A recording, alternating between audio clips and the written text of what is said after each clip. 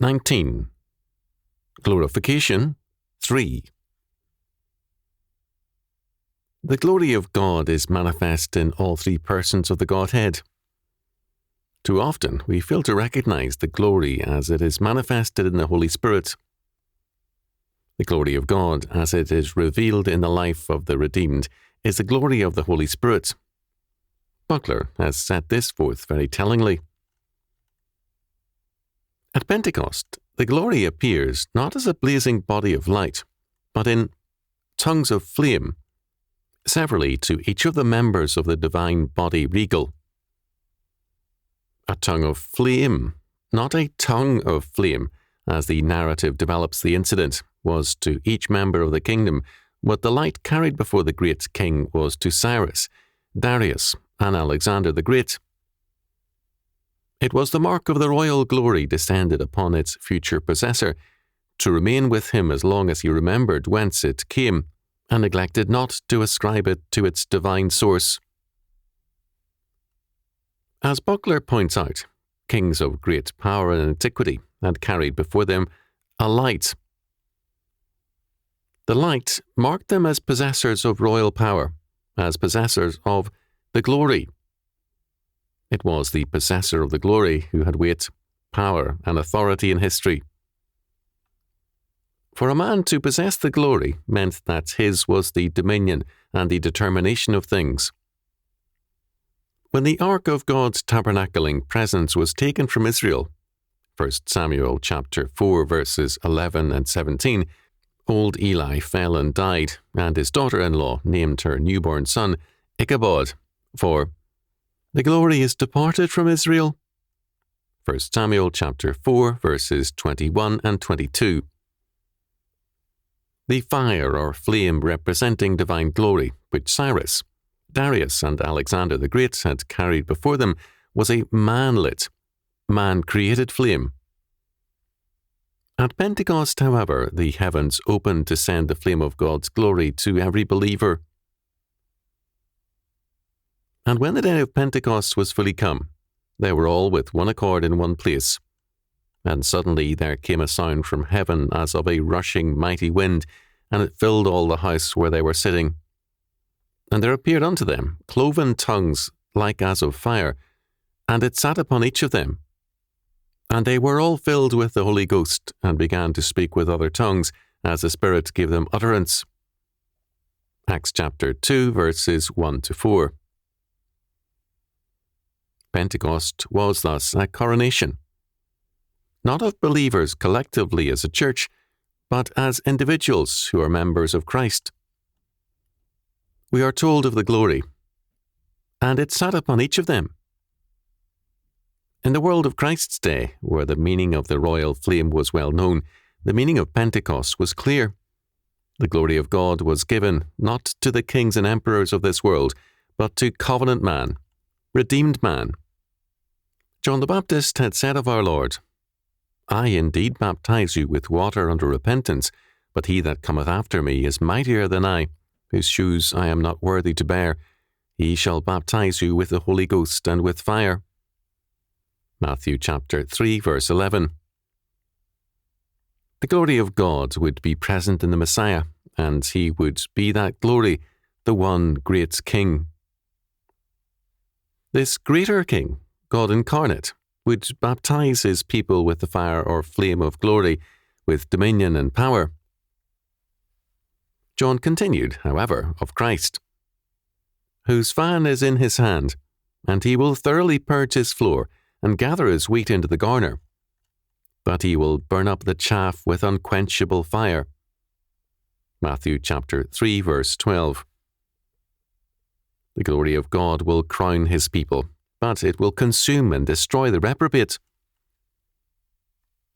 Because God is the only true glory, the only weight, power, and dominion in all creation, he is a consuming fire. Hebrews chapter 12, verse 29. He is the life of the living and the death of the reprobate. Thus, because they were the bearers by grace of the flame of glory, the early Christians refused to give the glory to Caesar. When asked to put incense upon the altar before Caesar's emblem, that is, when asked to gain legal status by conceding Caesar's lordship, they refused. When asked thereby to give glory to Caesar by feeding his fire, they refused, saying, Jesus is Lord. They, by grace, were men of Christ's flame. In the early church, and in a few churches to the present, baptism has been accompanied by the chrism, or anointing. The baptism signified regeneration. It is an outward witness to an inward grace. The oil of anointing set forth membership in the body of Christ and the blessing of the gift of the Spirit, entrance into glorification. In the Church of England, anointing continued to the time of Edward VI's first Book of Common Prayer. In the Church of Armenia, the anointing is from head to foot, with these words. First, the forehead, saying, A fragrant oil poured out in the name of Christ, the seal of heavenly gifts. Next, the eyes, saying, This seal, which is in the name of Christ, may it enlighten thine eyes, that thou mayest not ever sleep in death. The ears. May the anointing of holiness be for thee unto hearing of the divine commandments. The nostrils. May this seal of Christ be to thee for a sweet smell from life to life. The mouth, saying, May this seal be to thee a watch set before thy mouth, and a door to keep thy lips. The palm of the hands, saying, May this seal of Christ be for thee a means of doing good, of virtuous actions and living. The heart. May this seal of divine holiness establish in thee a holy heart, and renew an upright spirit within thine interior. The backbone.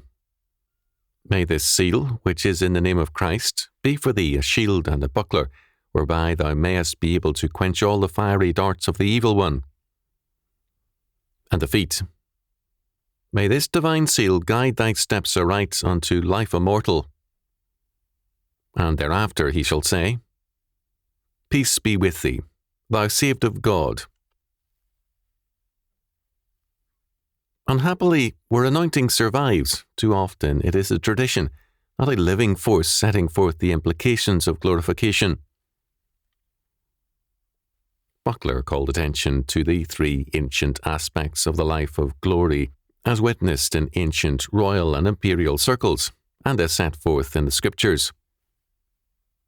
Clearly, baptism is the beginning of glorification, in so far as baptism sets forth the actual regeneration of the person who comes forward to receive the rite or ordinance. After that, there is, first, the wearing of the robe of honour or glory.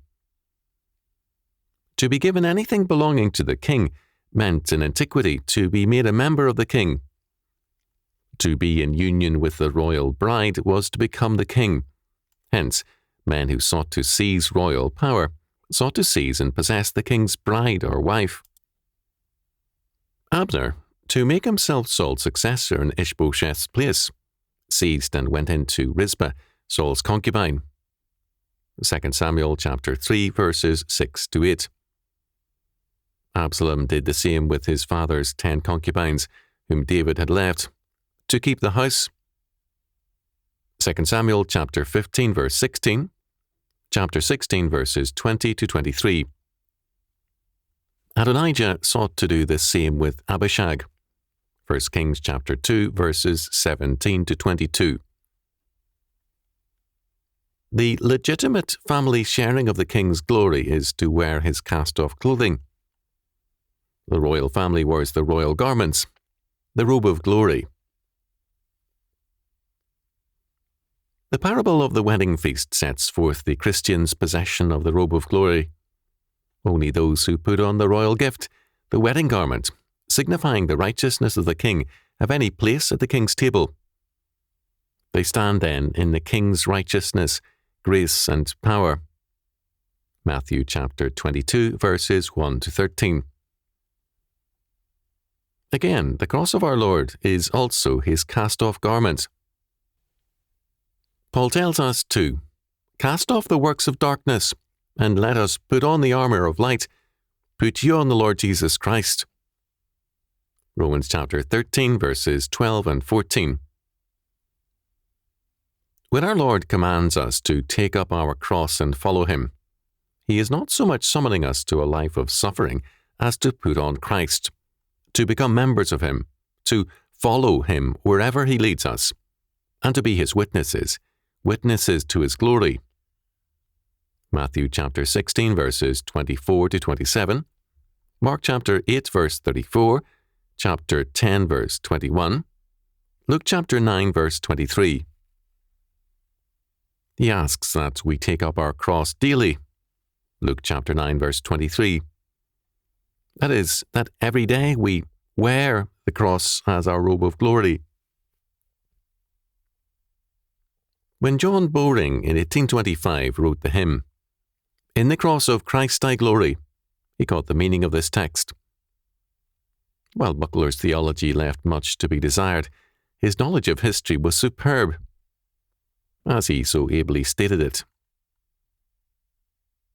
The cross of shame is the Christian's robe of honour. To take up the cross has the same significance as to accept the robe of honour. Likewise, the reverse.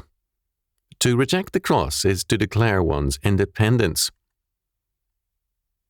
As the robe of honour constitutes the recipient the vicegerent of the king in his own proper sphere of action, so the acceptance of the cross constitutes him who receives it to be the member or limb of our Lord in his sphere of action. Thus, at the heart of the meaning of Pentecost is the fact that the Lord brings his redeemed people into his glory. We cannot now give glory to any man, including ourselves, nor to the state or Caesar. The glory is God's, and we are his family, called to exercise dominion under him. Second, having been given the robe of glory, we are invited to the wedding feast and to the daily table of our Lord. The royal feast is set forth in the communion table.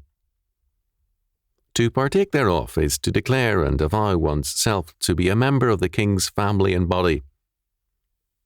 The real presence of Jesus Christ is not in the elements, but in those who manifest his glory and dominion, who manifest the power of God on earth. To partake of the elements is to vow that we will be the King's man, and wherever we are, to apply the law word of our Lord in every area of life and thought, and to defend the King's realm as our own by grace. In John chapter 15, verse 14, our Lord declares, "Ye are my friends if ye do whatsoever I command you." Friends in Greek, philos, means not only friends, but princes. Esther chapter 1, verse 18 in the Septuagint. Princes of grace. We are the Lord's friends, his princes of grace and bearers of his glory, if we keep his commandments or law. Third, the bearers of God's glory manifest the royal righteousness. Royal righteousness is to be distinguished from servile righteousness, that is, the obedience of household slaves.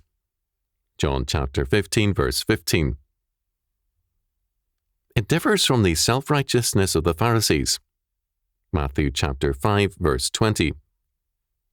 Royal righteousness acts from a position of God's absolute power, glory, dominion, and wealth.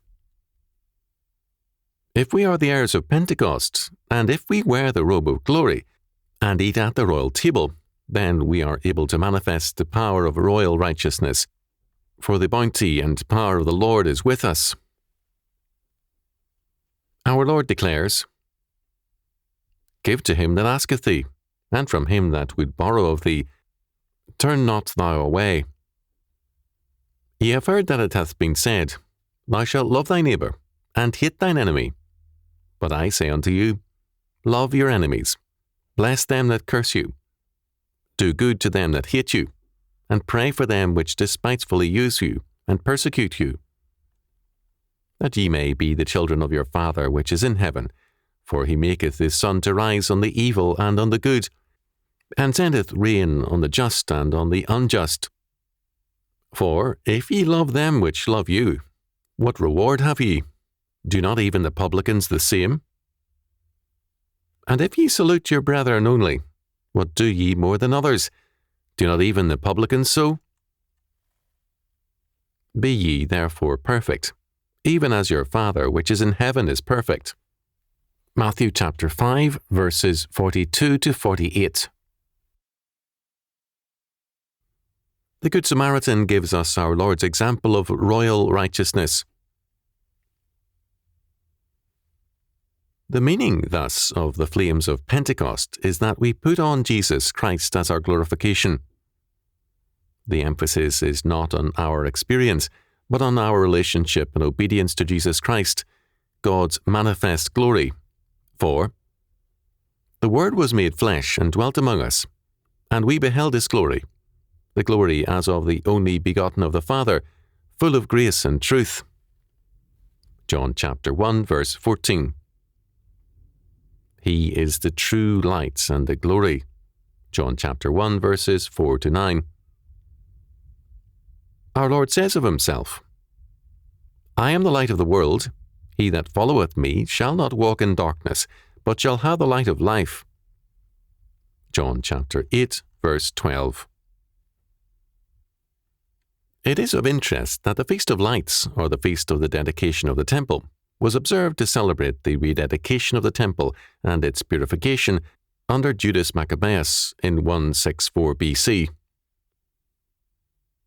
The feast began on the 25th of Chislev, December, the day now celebrated as the birthday of our Lord, who is the true temple, and the very glory of God,